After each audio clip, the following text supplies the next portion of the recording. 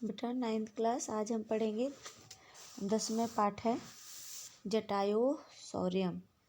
जटायु रामायण का एक पात्र है जो रावण जब सीता का अपहरण करके ले जा रहा था उस समय जटायु सीता को बचाने के लिए जो है जी जान लगा देता है, रावण से युद्ध करता है। उसी से संबंधित एक पाठ है कि जटायु ने अपनी कितनी वीरता दिखाई थी। अंत में रावण ने उसे मार दिया था, लेकिन फिर भी वह बहुत वीरता से लड़ता हुआ माता सीता की रक्षा करने के लिए तैयार होता है। पढ़ेंगे। प्रस्तुत एक मिनट प्रस्तुतो अयम पाठ्यांश है महर्षि वाल्मीकि विरचितं रामायणम इत्यस्य ग्रंथस्य अरण्यकांडात् समृद्धो अस्ति। प्रस्तुत यह पाठ मतलब ये जो पाठ दिया गया है महर्षि वाल्मीकि द्वारा रचित रामायण ग्रंथ के अरण्य कांड से, उसमें कांड है 7 कांड हैं रामायण में, अरण्य कांड से उद्धृत किया गया मतलब लिया गया। अत्र जटायु रावणयो युद्ध से वर्णन अस्ति। इस पाठ में जटायु और रावण के युद्ध का वर्णन है। पक्षीराज जटायु पंचवटी कांडे विलप्यता सीता या करुण कंदम सुत्वा तत्र गच्छति। पक्षियों का राजा जटायु पंचवटी कानन मतलब जंगल में, पंचवटी नाम है जंगल का, पंचवटी के जंगल में विलाप्यंत्या मतलब रोती हुई सीता की, करुण कंदन मतलब बहुत दुखी है स्वर को सुनकर वह तत्र गच्छति वहाँ पहुँच जाता है। स सीता अपहरणे निरतं रावणम तस्मात् निंद कर्मण है निवृत्त्यर्थ प्रबोधयति। वह सीता के अपहरण में लगा हुआ रावण को देखकर उसके कार्य की निंदा करने के लिए, उसे रोकने के लिए बोलता है, उसे दूर रहने के लिए बताता है। परंतु अपरिवर्तित मति, परंतु जिसकी मति खराब हो गई है, परिवर्तित हो गई है, जो परिवर्तनशील नहीं है, स्थिर हो गई है, जो सोच नहीं रहा है, ऐसा रावण तमेव अपसारयति, उसे हटा देता है, उसकी बात को नहीं सुनता है। तथा पक्षीराज तुंडेन पादाभ्याम प्रहरति, उसके पश्चात पक्षियों का राजा अपने चोंच और पैरों से उस पर प्रहार करता है। स्वनखई रावणस्य गात्राणि विदारयति, अपने नखों से, पक्षियों का नाखून तेज होता है ना, रावण के गात्राणि मतलब शरीर को फाड़ देता है। एवं च बहुविधा क्रमेण रावण भग्न धन्वा हतसारथी हताश्व वर्णी विरथस्य संजात है। इस प्रकार बहुत प्रकार से मारने के कारण रावण का धनुष टूट जाता है, उसका सारथी मारा जाता है, घायल हो जाता है, हताश्व जो अश्व भी मारा जाता है, बड़ी विरथस्य उसका रथ तोड़ देता है ये जटायु। खगाधिपति जटायु है, खगों पक्षियों का राजा ये जटायु पुनः पुनः अतिशय प्रहारई वर्णी महाबली रावण मूर्छितो अभवति, बार बार जो है अपने पंजों और महाबली जटायु के आक्रमण से, बार बार प्रहार से रावण मूर्छित हो जाता है। सा तदा करुणावाचो विलपन्ति सुदुखिता वनस्पतिगतं गृद्धं ददर्शा यत लोचना। करे कि जो है तब सा वह तदा तब, करुणा मतलब अत्यंत दुखी, वाचो मतलब वाणी से, विलिप्यंती रोती हुई, सुदुखिता मतलब बहुत ही दुखी, वनस्पतिगतम मतलब वनस्पति मतलब पेड़ों के बीच में बैठा हुआ, गृध मतलब जो जटायु है, ददर्शा यत लोचना मतलब अपनी आँखों से देखता है। तब करुण स्वर में सा उन्हें रोती हुई, तब करुण स्वर में उस सीता को रोती हुई, अत्यंत दुखी से रोती हुई वनस्पति के बीच में बैठा हुआ वह गिद्ध यानी वह जो जटायु था, वह अपनी बड़ी बड़ी आँखों से देखता है कि कौन रो रहा है। जटायु पश्य मारमाय ह्रियमाणा अनाथवत अनेन राक्षसेन्द्र करुण पाप कर्मणा।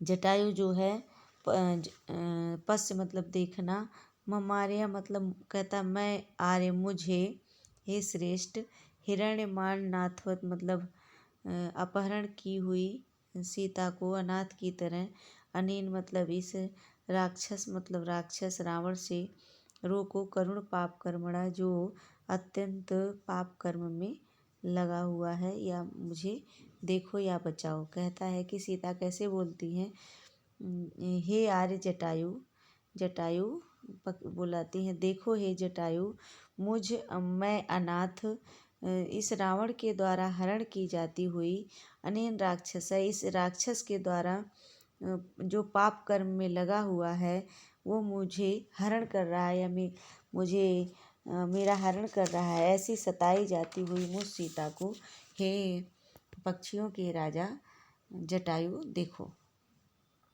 तम शब्दम वसुतस्तु जटायुर्थ शुश्रुवे निरीक्ष रावणम क्षिप्रम वैदेही च ददर्श सा।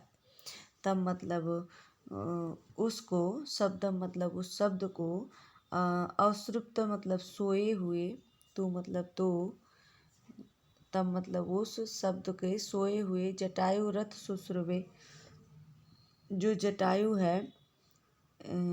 जटायु है वो शीघ्र ही सुनता है। और निरीक्ष रावणम मतलब रावण को देखकर, जल्दी ही रावण को देखता है। जो वैदेही चादर से रावण को जो है वैदेही को हरण करते हुए, वैदेही मतलब सीता का हरण करते हुए कैसे देखता है। चादर्श वह देखा।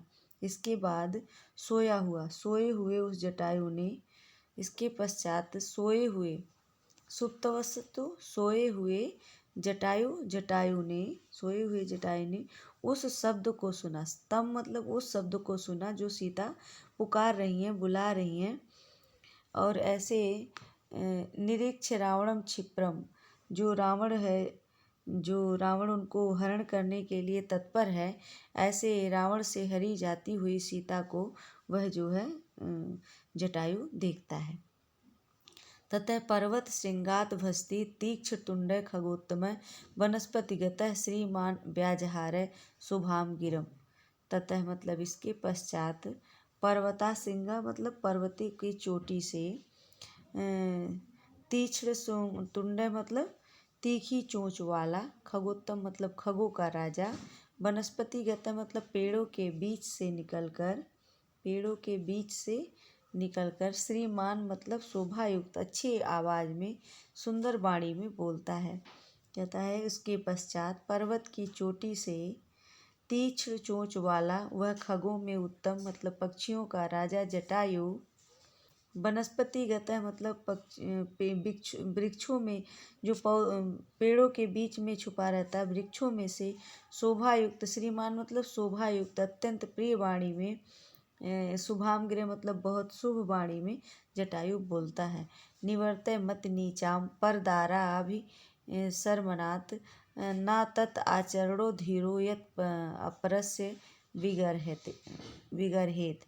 कह रहा निवर्तित मतलब रोक लो, मति मतलब अपनी बुद्धि को, नीचा मतलब नीचे होने से, दुष्ट होने से, परदारा मतलब दूसरे की स्त्री का स्पर्शनात् मतलब स्पर्श करना, न तस्य आचरे धीरो आचरण नहीं करना चाहिए, न तस्य इस प्रकार का, यत् परोवस्य बिगड़ते जो दूसरे को द्वारा निंदनीय हो, जिसको लोग देखकर बुराई करें।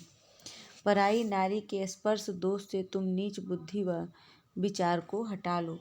हे बुद्धिमान मनुष्य, कह रहे हैं निवर्त मति, नीच होने से अपनी बुद्धि को बचा लो। परदारा अभिसनात मतलब दूसरे की पत्नी को स्पर्श करने की, हरण करने की जो तुम्हारी इच्छा है, ऐसी बुद्धि को रोक लो। ना तस्मात् आचरण धीरो, यह उत्तम मनुष्य के लिए ऐसा आचरण शोभा नहीं देता है, जिससे यत अपरस बिगरहेत, जिसकी दूसरे लोग, बिगरहेत मतलब निंदा, जिसकी दूसरे लोग निंदा करते हों, ऐसा आचरण तुम्हें करना अच्छा नहीं लगता है। आगे पढ़ेंगे। वृद्धो अहम तम युवा धन्वी सर्थ कवची सरी ना चा अपि आदाय कुलसी वैदेहम में गमिष्यसि। कह रहा मैं बूढ़ा हो चुका हूँ, वृद्ध है, मैं बूढ़ा हो चुका हूँ। युवाम धनु ही, तुम्हारे पास धनुष है, सारथी है, कवच है, और तुम जवान भी हो। ना चा अपि आदाय कुशली, फिर भी मैं कुशलता पूर्वक तुम्हें, वैदेही में ना गमिष्यसि, फिर भी मैं तुम्हें सीता को आसानी से ले जाने नहीं दूंगा, मैं लड़ाई करूंगा। कहता है कि हे रावण, मैं बूढ़ा हो चुका हूँ, तुम जवान हो, तुम्हारे पास धनुष है, तुम्हारे पास सारथी है रथ चलाने वाला, और तुम्हारे पास एक कवच भी है जिसपे तुम अपनी रक्षा कर सकते हो। ना चा अपि, लेकिन फिर भी मैं, आदाय मतलब ले जाने नहीं दूंगा, अकुशली वैदेही में गमिष्यस, कुशलता से तुम इतनी अच्छे आसानी से वैदेही को ले जाने नहीं दूंगा, मतलब जब तक मैं जिंदा हूँ तुम वैदेही को यानी सीता को नहीं ले जा सकते। तच्छ तीक्ष्ण नखाभ्याम तु चरणभ्याम महाबलय चकार बहुधा गात्रे वर्णापतः सत्तम। कह रहा है तस्य तीक्ष्ण, उसके तीखे नाखूनों से तू चरणाभ्याम अपने दोनों चरणों से वह महाबली चकार बहुधा मतलब बार बार शरीर में बहुधा गात्रे बार बार शरीर में मारकर वर्णापतः मतलब बहुत सारे वर्ण घाव कर देता है। बहुत सारे घाव अपने पंजों से मार मार कर तीक्ष्ण नखों से मार मार के रावण को घायल कर देता है। ये देखो चित्र में दिखाया गया। ततो अस्य ससरम चापम मुक्तामणि विभूषितम चरणाभ्याम महातेजो व्यभजनात् महाहनु। इसके बाद कहता है ततो मतलब उसके पश्चात अस्य ससरम चाप, उसके जो बाण सहित धनुष को मुक्तामणि से विभूषित, जो उसके मालाएं हैं, मणियों से सजा हुआ जो मालाएं हैं, वो चरणाभ्याम अपने चरणों से मार कर वह महातेजस्वी जटायु जो है बभंजनात् महाधनु, उस धनुष को जो विशाल धनुष है उन सब को जो है तोड़ देता है। ततो सरस्य चाप है, फिर उसके बाण सहित जो उसका धनुष है मुक्त मणियों से जो विभूषित है वैसे सजा हुआ है, ऐसे दोनों चरणों से वह महान तेजस्वी जटायु जो है उसके बाणों को, उसके धनुष को तोड़ डालता है। सह भग्न धनुआ, वह टूटी हुई धनुष वाला। बिरथो मतलब बिना रथ का। हताशो मतलब जिसका घोड़ा भी मार दिया गया। हत सारथी मतलब जिसका सारथी भी जटायु ने मार दिया है ना। तलेन अभिजंघासु जटायुम क्रोधिम मूर्छित। कह रहा है कि जो मार दिया गया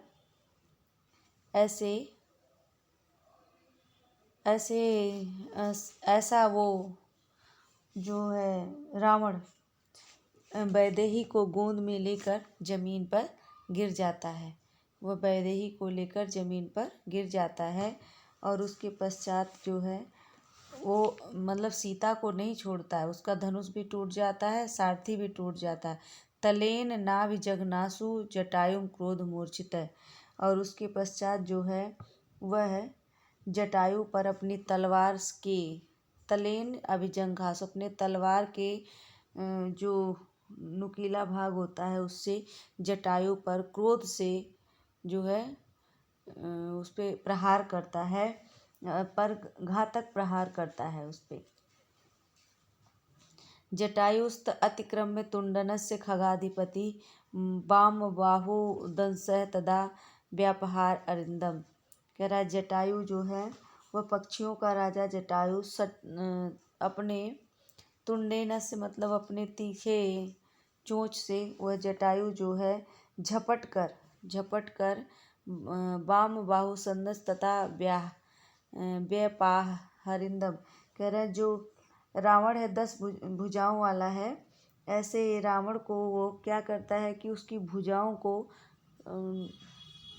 पर प्रहार करता है, नष्ट कर देता है। व्यापाह मतलब नष्ट कर देता है उसकी वाम बाहु से मतलब घायल कर देता है उनकी भुजाओं को। और शत्रुओं का नाश करने वाला अरिंदम है मतलब शत्रुओं का नाश करने वाला यह पक्षियों का राजा जटायु अपने चोंच से अत्यंत तीखे चोंच से उसकी बाहु मतलब भुजाओं पर आक्रमण करके उसको नष्ट करता है, घायल कर देता है।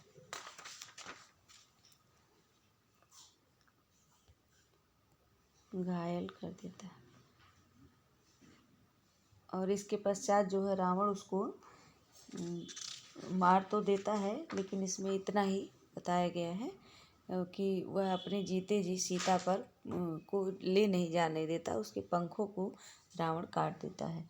लेकिन तुम्हारे पाठ में यहाँ तक ही है, तो ये पाठ तुम्हारा खत्म हुआ।